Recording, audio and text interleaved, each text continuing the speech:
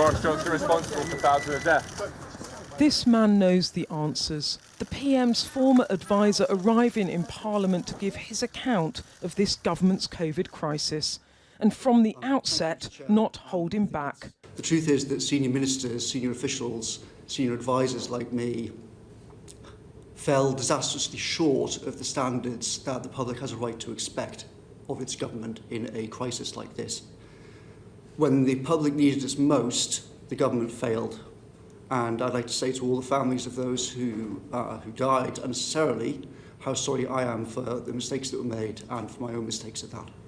Early last year, as China began to lock down, COVID wasn't part of our daily lives, but it was coming, and the government was not alive to the threat. The government itself, and Number 10, was not operating on a war footing in February on this in any way, shape or form. Lots of key people were literally skiing. The PM wasn't skiing, but he was on holiday too, in Chevening in Kent. Whilst there, he missed a number of emergency COBRA meetings. In Mr Cummings' view, that may have been a good thing. In February, the Prime Minister regarded this as just a scare story. He described it as the new swine flu. Did you tell him it wasn't? Certainly, but the view of various officials inside Number 10 was if we have the Prime Minister chairing COBRA meetings and he just tells everyone it's swine flu, don't worry about it, I'm going to get Chris Whitty to inject me live on TV with coronavirus so everyone realises it's nothing to be frightened of, that would not help actually serious planning. It has this graph here. Mr Cummings says the initial plan was to try to reach herd immunity in the population before the autumn of 2020 to avoid a huge winter spike, a plan denied by the government. Either herd immunity by September or it's herd immunity by January after a second peak. That was the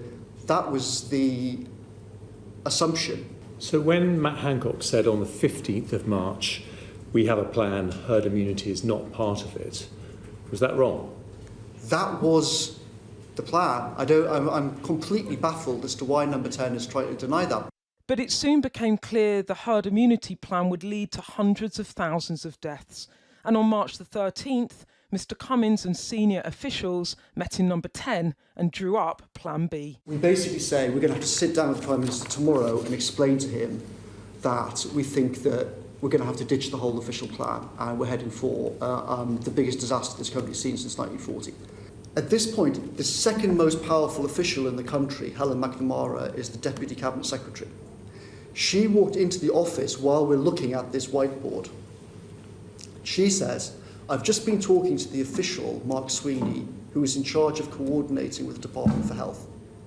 He said, quote, I've been told for years that there is a whole plan for this. There is no plan. We're in huge trouble. I've come through here to Helen McNamara said, I've come through here to the Prime Minister's office to tell you all, quote, I think we are absolutely I think this country's heading for a disaster. I think we're going to kill thousands of people. Plan B meant lockdown. On the 14th, we said to the Prime Minister, you are going to have to lock down. But there is no lockdown plan. It doesn't exist. This is like a scene from Independence Day with Jeff Goldblum saying the aliens are here and your whole plan is broken and you need a new plan, right? That is what the scene was like that morning. A picture of total chaos in government, but Mr Cummings singling out one individual in particular. I think that the Secretary of State for Health should have been fired for at least 15, 20 things, including lying to everybody in multiple occasions, in meeting after meeting in the Cabinet room and publicly. I think I heard you correctly in accusing the Health Secretary of having lied. Did I hear that correctly? Yes. That's obviously a serious charge. Can you provide the committee with the evidence behind that assertion? Yes. In the summer, he said that everyone who needed treatment, who got the treatment that they required. He knew that that was a lie. And in April last year, the Health Secretary announced a 100,000 a day testing target. In my opinion, he should have been fired for that thing alone. And that itself meant that the whole of April was hugely disrupted by different parts of Whitehall fundamentally trying to operate in different ways, completely because Hancock wanted to be able to go on TV and say, look at me, my 100k target. It was criminal, disgraceful behaviour that caused serious harm. We had this terrible pledge which was hugely distorting the whole system. We also had constant repeated lying about PPE. The Cabinet Secretary said to the Prime Minister in almost the first meeting when he came back, Prime Minister, the British system is not set up to deal with the Secretary of State who repeatedly lies in meetings. Brexit brought Mr Cummings and Boris Johnson together, and Brexit brought them to number 10. But beyond Brexit, Mr Cummings not sure they were the right men for the job. It's completely crackers that someone like me should have been in there, just the same as it's crackers that Boris Johnson was in there, and that the choice at the last election was Jeremy Corbyn. The problem in this crisis was very much lions led by donkeys over and over again. The leadership, people like me and the Prime Minister and the Secretary of State for Health, we let down the people on the front line. After the misery of lockdown, the brief respite of summer, it was then Mr Cummings told the PM he'd had enough and would resign at the end of the year. I'm not prepared to work with people like Hancock anymore. I've told you umpteen times you've got to remove him. You won't. It's going to be a disaster in the autumn, and therefore it's time that I should go. And the Prime Minister said, which I think says a lot, he laughed and he said, you're right, I am more frightened of you having the power to stop the chaos than I am of the chaos. Chaos isn't that bad. Chaos means that everyone has to look to me to see who's in charge. But with chaos came terrible policy failures. The decision to discharge COVID-positive patients back into care homes cost the lives of so many. Do you have any insight into how that decision was taken? Hancock told us in the Cabinet room that people were going to be tested before they went back to care homes. What the hell happened? Now, all the government rhetoric was, we put a shield around care homes and blah, blah, blah. It was complete nonsense. Quite the opposite of putting a shield around them. We sent people with COVID back to the care homes. That's extraordinary. Another misstep. Mr Cummings' own apparent breach of lockdown rules, moving his family from London to Durham. He now claims for security reasons. That whole episode was definitely a major disaster for the government and for the COVID policy.